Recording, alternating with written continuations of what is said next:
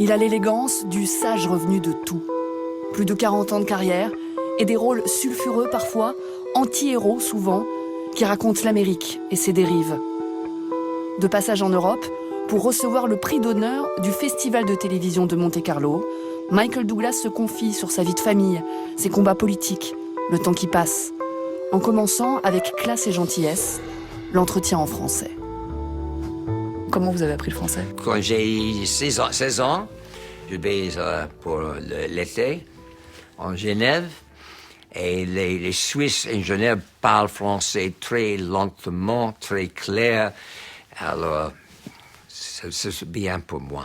Est-ce que c'est inconvenant de vous demander votre âge? Je serai 75 en septembre. Est-ce que ça vous plaît d'avoir cet âge? Est-ce qu'il y a un choix? Est-ce que vous avez l'impression d'avoir 74 ans? Oui, quand je me regarde dans le miroir. J'espérais acquérir davantage de sagesse. Mais finalement, je n'ai pas tellement changé depuis que je suis enfant. Je suis toujours aussi impulsif, vif. Je fais probablement les choses trop vite, sans réfléchir. Vous avez des enfants qui sont encore jeunes. Vous appréhendez de ne pas les voir grandir? J'ai une fille qui a 16 ans et un fils qui a 18 ans.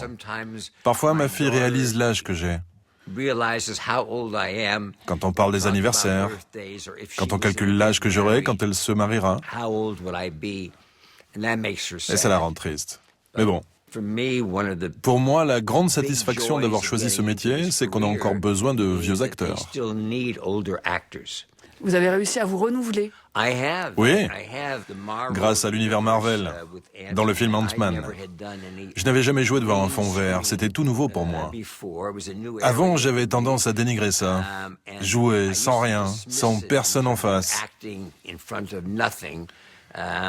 Mais en fait, c'est très difficile d'imaginer toutes ces choses qui font sur vous. Comment est-ce qu'a réagi votre fils, le plus jeune, quand il a appris que vous alliez tourner dans un film Marvel? Il a pensé que j'étais trop vieux pour jouer dans ce genre de film. Il y a 8 ans, vous receviez une standing ovation aux Golden Globes, quelques jours après avoir annoncé que vous aviez guéri de votre cancer. Merci. Merci. Et il doit sûrement y avoir une manière plus simple de recevoir une standing ovation. En quoi cela vous a changé, ce cancer? Cela m'a rendu plus sensible au temps qui passe, davantage conscient de la manière dont j'utilise ce temps. Alors que parfois, avant, n'oubliez pas que je suis un produit des années 60. J'étais un hippie. À l'époque, il y avait une grande liberté. Aujourd'hui, je me sens plus responsable de ce que je choisis de faire de mon temps. Vous diriez que dans le passé, vous avez eu des périodes qu'on pourrait appeler sexe, drogue et rock'n'roll? Oui, c'est ce que je dirais. Vous pourriez bien avoir raison. Et quel regard vous portez sur ces périodes? Je me dis que j'ai de la chance d'être un enfant des années 60. C'était une période très excitante, très positive. Même s'il y avait beaucoup d'excès et qu'il y a peut-être eu d'ailleurs des addictions dont vous avez eu du mal à vous défaire ensuite. Mais c'est une question qui traverse les sociétés et les époques. L'alcoolisme, ça fait partie de la vie. Aujourd'hui, il y a de très fortes addictions aux opiacés. Ça n'a rien à voir avec les années 60 ou 70. Le fentanyl, par exemple, est une drogue épouvantable. Je ne sais pas ce qu'il en est en France, mais aux États-Unis, il y a bien plus de décès liés à la drogue aujourd'hui qu'à l'époque. Vous êtes assagi aujourd'hui? J'espère ne jamais me ranger. Un des éléments de stabilité dans votre vie, c'est votre couple. Vous êtes marié depuis plus de 18 ans avec Catherine Zeta-Jones. Vous vous imaginiez, au début de votre histoire, que ça allait durer aussi longtemps? Je ne me posais même pas la question. Et j'espère que cela va durer toute ma vie. Et pour ça, on fait des efforts. Le problème, c'est qu'on passe parfois plus de temps à faire des efforts pour des étrangers.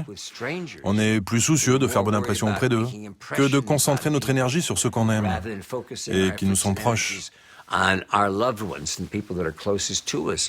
Vous avez souvent incarné des personnages qui étaient très charnels. Vous parlez même de votre trilogie sexuelle avec Liaison fatale, Basic Instinct et Harcèlement. Est-ce que vous n'avez pas eu peur à un moment que cette étiquette vous colle à la peau ? Je n'ai jamais eu peur d'être catalogué. L'une des choses dont je suis le plus fier, c'est le large éventail des rôles que j'ai joués. La plupart étaient, je dirais, dans la zone grise. Et je ne parle pas de sexe. Ce n'était pas possible de dire si mon personnage était un sale type ou un mec bien. Ça vient du fait que j'ai grandi dans l'Amérique de la guerre du Vietnam. C'était les questions qu'on se posait. Est-ce qu'on est les bons? Est-ce qu'on est les méchants? Mon père a été une star de cinéma à une époque où il y avait des héros et des bandits.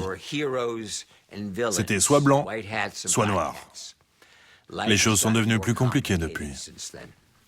Ça fait 1 an et demi que l'affaire Weinstein a éclaté. Est-ce que, comme beaucoup d'hommes, cela vous a amené à vous interroger sur les rapports que vous entreteniez avec les femmes? Non. Je suis très fier de ma relation avec les femmes. Cela me dérange qu'on se focalise uniquement sur l'industrie du cinéma, alors que c'est quelque chose qui existe partout dans la société. Et qu'est-ce que vous pensez justement du mouvement #MeToo? Évidemment, je le soutiens. Et notre industrie est blessée.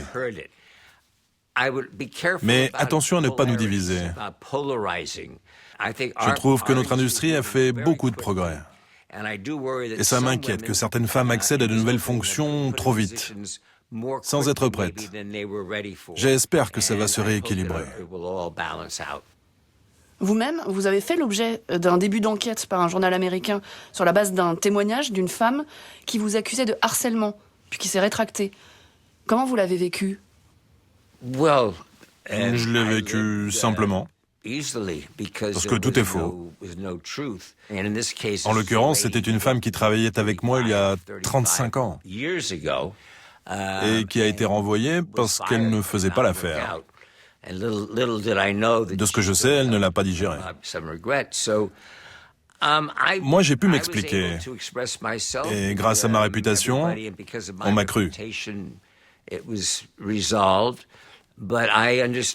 Mais je suis préoccupé par cette agressivité et je crois que beaucoup de femmes le sont aussi. Le harcèlement est un problème grave, inscrit dans notre culture depuis des générations. Mais je pense qu'on doit faire attention à ne pas aller trop loin ou de l'utiliser comme une arme contre quelqu'un dont on veut se venger. On va parler un petit peu politique. Vous êtes plutôt démocrate et vous avez eu l'occasion de rencontrer Donald Trump. Je le connais depuis des années. Catherine et moi avons la même date d'anniversaire. Et il est souvent venu à nos soirées. On a joué plusieurs fois au golf ensemble avec Donald Trump. Je trouve qu'il a un excellent sens de l'humour. Il sait rire de lui-même. On se voyait avant qu'il soit candidat à l'élection présidentielle. Et on ne s'est jamais disputé. Si vous ne parlez pas politique ou religion, vous pouvez vous entendre avec beaucoup de gens. Après le massacre en Floride, dans le lycée de Parkland, lui avait proposé par exemple que les professeurs soient armés. Comment vous réagissez par rapport à ça? Je ne suis pas du tout d'accord. Notre pays croule sous les armes. Je trouve l'idée d'armer les professeurs ridicule. Vous avez eu l'occasion de lui dire directement? Non, pas directement. Je ne l'ai pas vu depuis des années. Mais le contrôle des armes, le désarmement nucléaire, le désarmement en général sont des causes pour lesquelles je m'engage. De nombreux États américains ont durci leur législation en termes de droit à l'avortement. Vous pourriez refuser d'aller tourner dans ces États à cause de cette législation? Oui, je refuserai d'y travailler. D'ailleurs, des compagnies comme Disney ou Netflix ont déjà dit la même chose, si la loi est adoptée. C'est pour ça qu'un État comme la Géorgie y réfléchit à 2 fois, car ce serait une perte financière énorme. La Géorgie a construit de gigantesques infrastructures pour les studios, qui ont coûté entre 9 et 10 milliards de dollars. Et si ça continue, tout le monde les boycottera. Dernière question, on vous a entendu récemment dans un rôle, et ce n'est pas du cinéma, d'agent immobilier faire la promotion d'une de vos maisons que vous vendez 30 millions d'euros à Majorque. Beaucoup de mes amis ont séjourné à Cestacea. Nous y avons passé de merveilleux moments ensemble. Cestacea a sa propre plantation d'oliviers et sa vigne. Et naturellement, une magnifique cave pour entreposer ce vin qui a déjà été récompensé par des prix. Est-ce que votre charme a agi? Est-ce que ça y est, vous avez trouvé un acheteur? Non, pas encore. Ma voix de velours n'a pas suffi. Peut-être que vous viendrez visiter, Stéphanie. Merci de l'invitation. Merci beaucoup, Stéphanie. Un plaisir.